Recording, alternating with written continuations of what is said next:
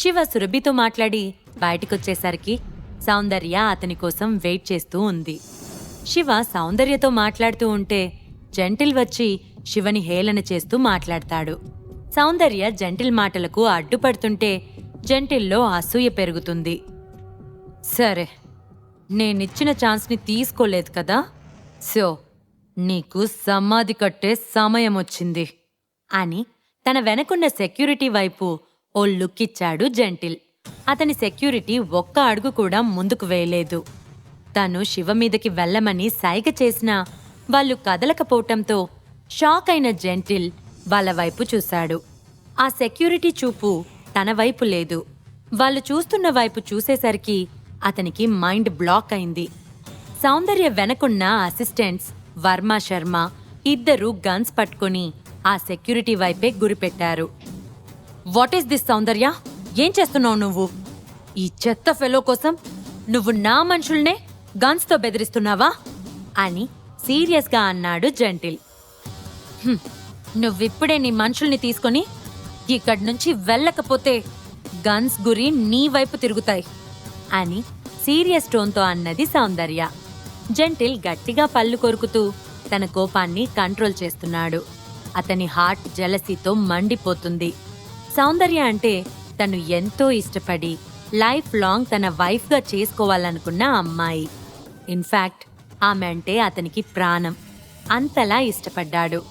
ఆమె కోసమే ఇక్కడికొచ్చి బిజినెస్ చేస్తున్నాడు. కానీ తను చాలా టఫ్.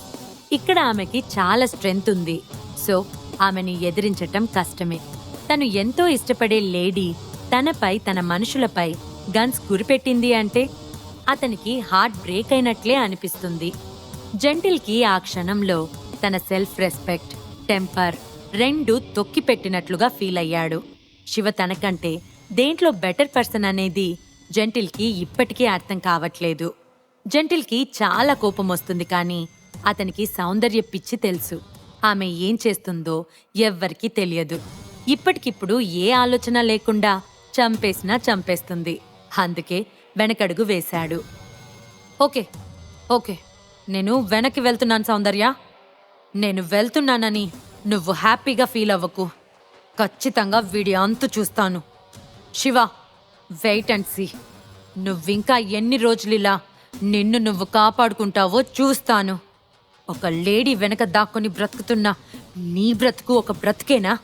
నిజంగా నిన్ను చెత్త అనడంలో ఎలాంటి తప్పు లేదు అని కోపంగా అక్కడి నుంచి వెళ్ళి తన బ్లాక్ బెంట్లీ కారులో కూర్చున్నాడు జెంటిల్. అతని సెక్యూరిటీ డ్రైవ్ చేస్తూ కారు ముందుకు పోనించాడు. జెంటిల్ అక్కడి నుంచి వెళ్ళిపోవడంతో సౌందర్య రిలీఫ్గా ఫీల్ అయ్యి వర్మ శర్మ వైపు ప్రశంసగా చూసింది. శివ వైపు కన్సర్న్గా చూస్తూ, శివ, నీకిప్పటికైనా అర్థమైందా? జెంటిల్ నిన్ను చంపేయాలనుకుంటున్నాడు. ఈరోజు నేను రాకుంటే నీ పరిస్థితి ఏంటి అని అన్నది సౌందర్య. ఇన్ఫాక్ట్ అప్పటికప్పుడే జెంటిల్ తన వాళ్ళని తీసుకొచ్చి శివకి ట్రబుల్ ఇస్తాడని ఆమె అస్సలు ఎక్స్పెక్ట్ చేయలేదు. ఇప్పుడు నేనున్నాను కాబట్టి సరిపోయింది, లేదంటే శివ పరిస్థితి ఏంటి అని అనుకొని సౌందర్య చాలా భయపడుతుంది. డోంట్ వరీ సౌందర్య, జెంటిల్ నన్నేం చేయలేడు అని కూల్గా అన్నాడు శివ. సౌందర్య ఏం మాట్లాడకుండా కోపంగా పెదవులు కొరుకుతూ శివ వైపు చూసింది. ఈ శివకి చాలా హెడ్ వెయిట్. సిచ్యువేషన్ చెప్పినా అర్థం కావట్లేదు. నేను నా పరిస్థితిని చెప్పలేకపోతున్నాను. ఎలా అతనిని కాపాడాలి అని అనుకుంటుంది సౌందర్య. ఇక నువ్వు వెళ్ళు సౌందర్య అని అన్నాడు శివ. లేదు, నువ్వు ఇప్పుడే నాతో రా. నేను తప్ప నీకెవ్వరూ సెక్యూరిటీ ఇవ్వలేరు. ఇప్పుడంటే ఇలా అయిపోయింది, కానీ జెంటిల్ నిన్ను వదిలిపెట్టడు. అతను చాలా టఫ్ పర్సన్. నువ్వు కనుక అతని చేతిలో పడితే ఖచ్చితంగా టార్చర్ చేసి చంపేస్తాడు.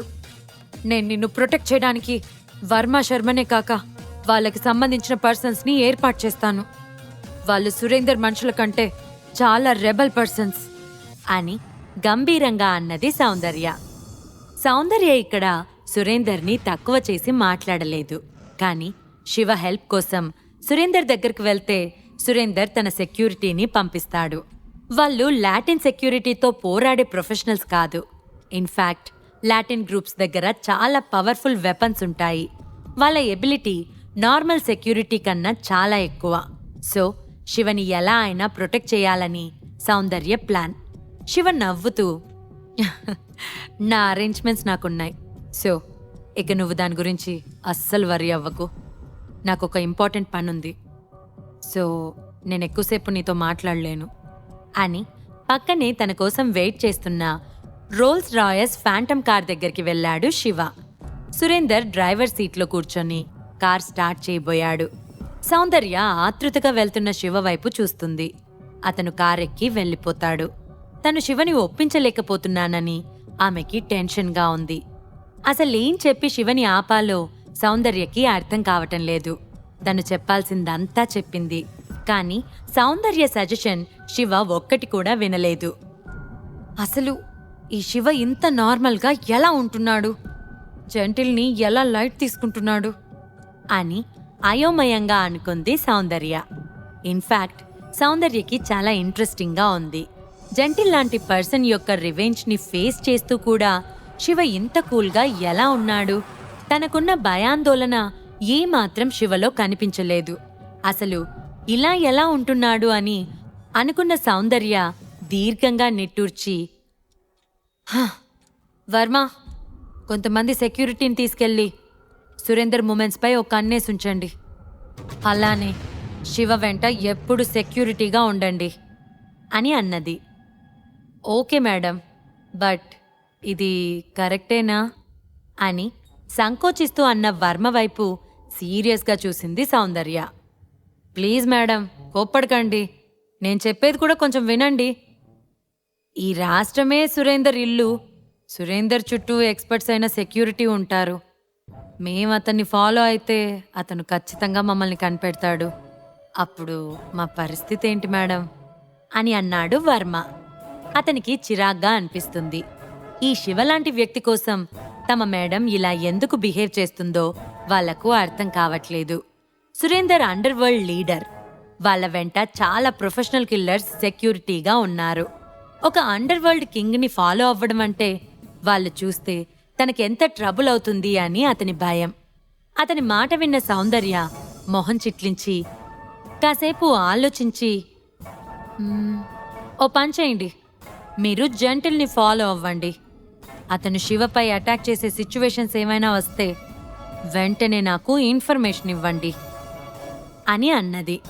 వర్మ సంకోచిస్తూ తన నుదుటిన పట్టిన చెమటలు తుడుచుకొని, మేడం, అసలు మీరు జెంటిల్కి శివకి మధ్య ఉన్న అఫైర్లో ఎందుకు ఇన్వాల్వ్ అవ్వాలనుకుంటున్నారో నాకు అర్థం కావట్లేదు. ఇక్కడ మనోహర్ గ్రూప్స్కి లాటిన్ గ్రూప్స్కి మధ్య ఫైట్ జరుగుతుంది. దాంట్లో మీరు ఇన్వాల్వ్ అవ్వకపోవటమే మంచిది. అంతేకాదు, మీరు తన కోసం ఎంత చేసినా ఆ శివ మిమ్మల్ని ఏమాత్రం అప్రిషియేట్ చేయడు అని అన్నాడు. అవును మేడం, మీరింతకు ముందు కూడా మమ్మల్ని జెంటిల్ గురించి ఇన్వెస్టిగేషన్ చేయమన్నారు. అతని వెంట ఫారిన్ ఎక్స్పర్ట్స్ చాలా మంది ఉన్నారు. లాస్ట్ టైం మేము జెంటిల్ని ట్రాక్ చేస్తున్నప్పుడు వాళ్ళు మమ్మల్ని ఫైండ్ అవుట్ చేశారు అని అన్నాడు శర్మ. What is this? నా మాటకే ఎదురు చెప్తున్నారా? నేను చెప్పినట్లు చేయండి. నువ్వు వెంటనే జెంటిల్ని ఫాలో అవ్వు అని గట్టిగా అరిచి చెప్పింది సౌందర్య. ఏదేమైనప్పటికీ లాటిన్ గ్రూప్స్తో ఫైట్ చేయటం చాలా పెద్ద విషయం. కానీ శివ అంటే సౌందర్యకున్న పిచ్చితో అతనిని సెక్యూర్ చేయాలని సౌందర్య డిసైడ్ అయ్యింది. ఓకే మేడం, మేమిప్పుడే వెళ్తాం అని రెస్పెక్ట్గా అన్న శర్మ, ఈ శివ మా మేడంని పూర్తిగా ట్రాప్ చేశాడు. సో ఆమె ఇలా బిహేవ్ చేయడంలో తప్పు లేదులే అని అనుకున్నాడు. వర్మ వెంటనే తమ సెక్యూరిటీ కొందరికి కాల్ చేసి జెంటిల్ని ఫాలో అవ్వమని చెప్పాడు. సురేందర్ కార్ మనోహర్ విల్లాస్ దాటి బయటకు వెళ్ళింది. కార్ వెనక సీట్లో శివ కూర్చొని కళ్ళు మూసుకున్నాడు. ఇన్ఫ్యాక్ట్ ఈ రాత్రికి లాటిన్ గ్రూప్స్ వింగ్స్ని కట్ చేయాలని అనుకుని సురేందర్ను రమ్మన్నాడు. ఇంటెలిజెన్స్ రిపోర్ట్స్ ప్రకారం ప్రస్తుతం ఇండియాలో లాటిన్ గ్రూప్స్కి రియల్ ప్రిన్సిపల్ డానీ అని తెలిసింది. ఇప్పుడు అతనిపై అటాక్ చేయటానికి ప్లాన్ చేస్తున్నారు.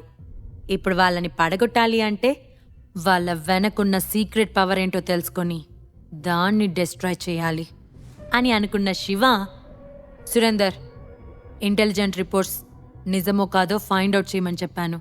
ఆ విషయం ఏమైంది అని అడిగాడు. శివ సార్, నేను మన వాళ్ళని కనుక్కోమని చెప్పాను. వాళ్ళకి కాల్ చేసి కనుక్కుంటాను అని అన్నాడు సురేందర్.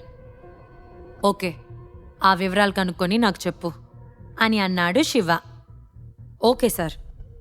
మీరు పట్టుకున్న 2 ఫారినర్స్ చెప్పిన దాని ప్రకారం వాళ్ళు లాటిన్ గ్రూప్స్కి చెందిన స్పెషల్ సెక్యూరిటీ. వాళ్ళని బ్లాక్ హాక్ టీమ్ అంటారు. వాళ్ళలాంటి వాళ్ళు దాదాపు 30 మందికి పైగా డానీతో కలిసి ఇక్కడికొచ్చారు.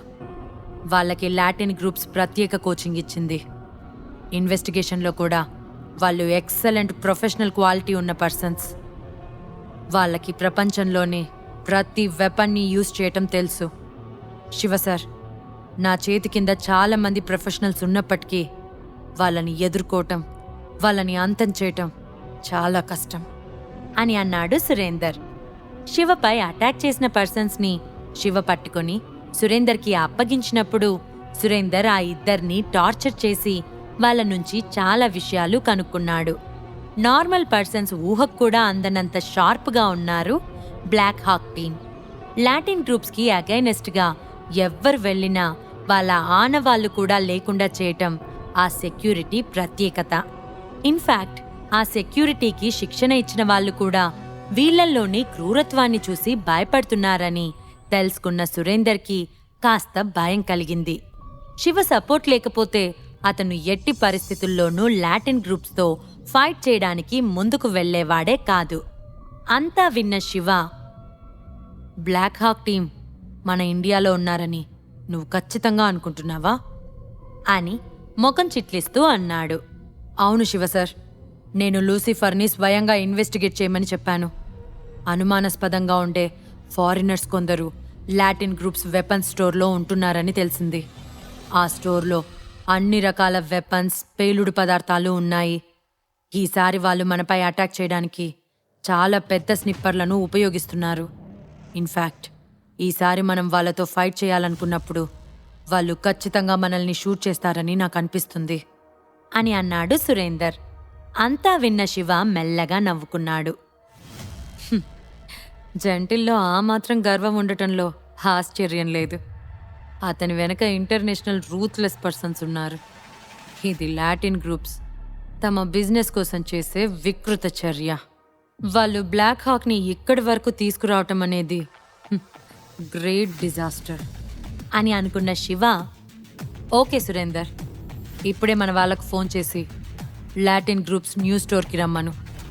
నేను ఈ నైట్కి అక్కడికి వెళ్తున్నాను అని సీరియస్గా అన్నాడు. వాళ్ళు తనపై, తన ఫాలోవర్స్పై అటాక్ చేశారు. నందన్ని దాదాపు చావు అంచు వరకు తీసుకువెళ్లారు.